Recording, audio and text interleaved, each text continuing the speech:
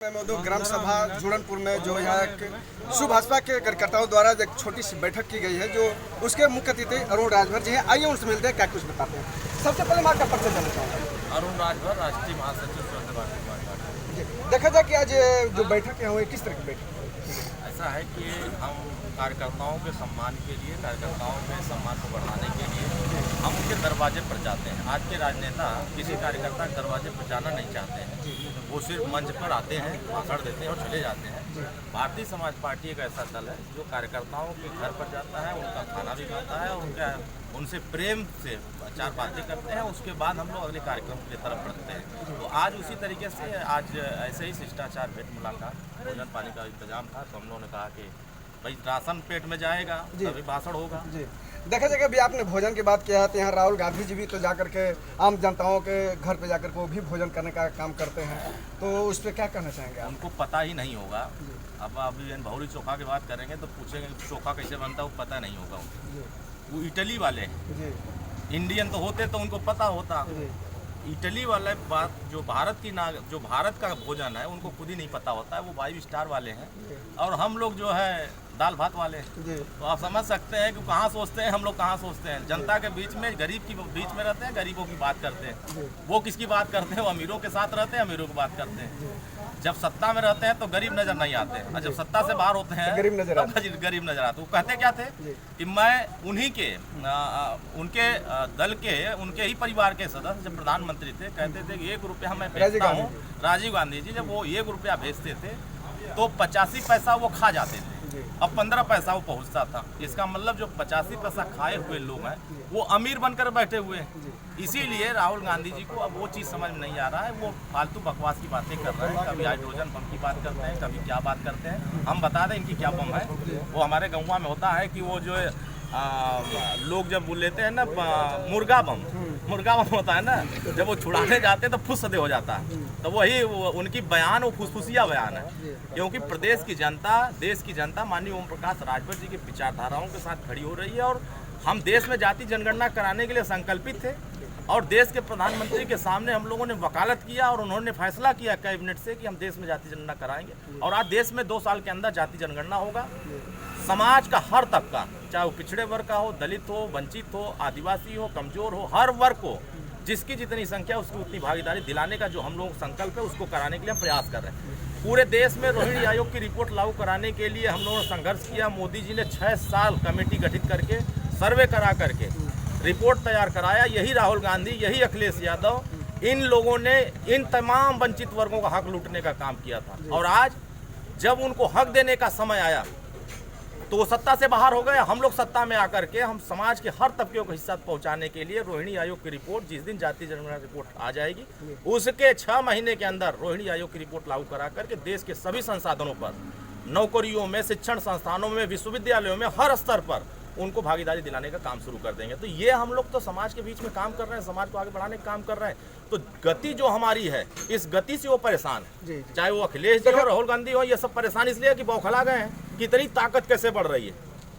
देखा जाए कि राहुल गांधी कह रहे हैं कि वोट चोर गद्दी छोड़ कि नारा देकर के एक जनता में संदेश दे रहे हैं और जनता को अपनी तरफ लुभाने के काम कर रहे हैं। देखिए वो पहले क्या करते थे, वो बैलेट बुलेट से कान पर बंदूक लगा करके वोट लूटते थे। क्या ये बात 25 साल पहले नहीं होती थी? बस्ते लूट लिए जाते थे, क्या ये खबर नहीं आती थी?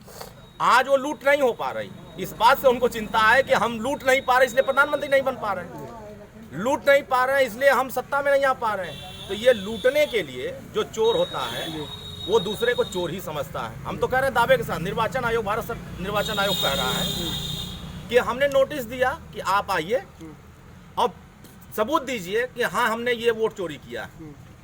हमारी पार्टी स्पष्ट मानती है, राहुल गांधी को हम दिमाग उनका काम नहीं कर रहा है, करेक्ट करना चाहता हूँ कि त्रिस्तरीय पंचायत चुनाव उत्तर प्रदेश में होने जा रहा है।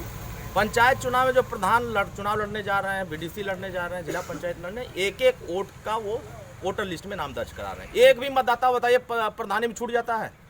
ये बम्बई भी रहता है, गुजरात भी रहता है, दिल्ली रहता है, उसको बुला करके वोटर लिस्ट में दर्ज करा देते हैं।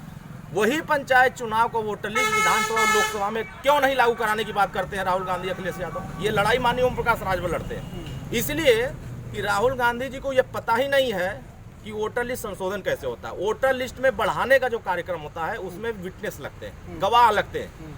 आप बताइए कि कितने गवाह तैयार कर लेंगे जिससे वोट हटा सकते हैं। आपका वोट बढ़ाना है, आपके साथ गवाह नहीं रहेगा तो बढ़ नहीं सकता है। आपको वोट हटाना है, गवाह नहीं रहेगा तो हट नहीं सकता है, क्योंकि वो संविधान को मानते ही नहीं, कानून को मानते नहीं, संविधान की समझ नहीं है।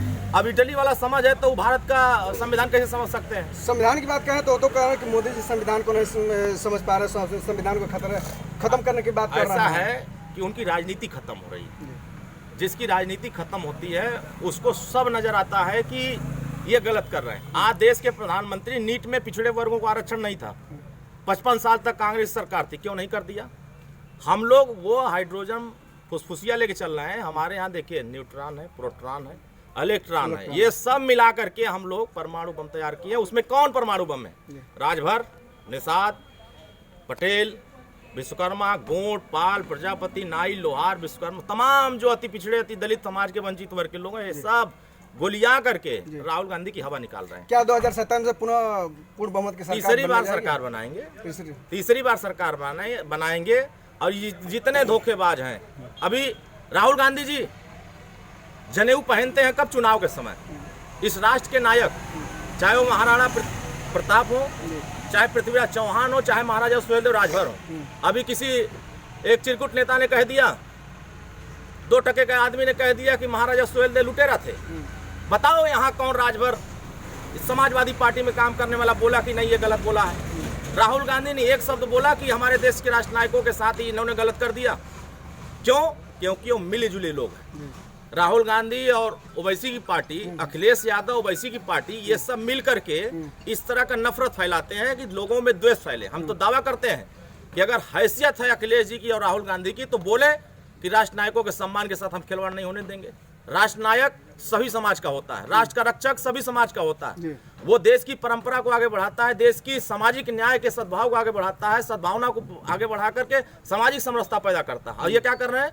सामाजिक भेदभाव पैदा कर रहे हैं, एक जाति को दूसरी जाति से लड़ाने काम कर रहे हैं। माननीय ओम प्रकाश राजभर ने सही कहा था कि ये सब दगे हुए कारतूस हैं जो नहीं चाहते हैं कि देश में समाज को न्याय मिले। देखा जाए कि विपक्षी सरकार करे कि नहीं, इस पर भाजपा का खत्मा होगा, वो कहाँ तक? देखा, वो खत्म करने वाले जो बोल रहे हैं ना, पूरे खत्म हो चुके हैं।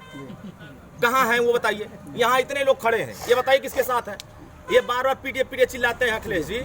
पीडीए में चौहान नहीं आता है, पीडीए में राजभर नहीं आता है, पीडीए में गोड़ नहीं आता है, राजभर बिंद नहीं आता है, पीडीए में विश्वकर्मा नहीं आता है, मौर्य जी खड़े हैं। अब इनसे पूछिए किसी राजभर के यहाँ, चौहान के यहाँ, पाल के यहाँ, प्रजापति के यहाँ, मौर्य के कभी श्री अखिलेश यादव जी किसी दरवाजे पर आते हैं? ये बात करते हैं पीडीए की सत्ता में रहते हैं तब पीडीए याद नहीं आता, जब सत्ता से बाहर आते हैं तो पीडीए याद आता है। क्यों? अभी इन्होंने कुछ दिन पहले कहा कि हम महाराजा सुहेलदेव राजभर का सोने की तलवार लगाएंगे रिवर फ्रंट लखनऊ में। अरे अब पहले तलवार लगाओ, बाद में पहले महाराजा सुहेलदेव की तस्वीर अपने बैनर पर लगा लो, तब मैं मानूंगा कि वास्तव में सम्मान करते हो। आप लोग हमेशा महापुरुषों का अपमान करते हो, धोखा देते हो और समाज के बीच में नफरत फैला करके एक दूसरी जाति को लड़ा करके सिर्फ अंग्रेजों का जो एक शासन था, फूट डालो राज करो, वही अपनाने काम करते हो। ठीक है सर।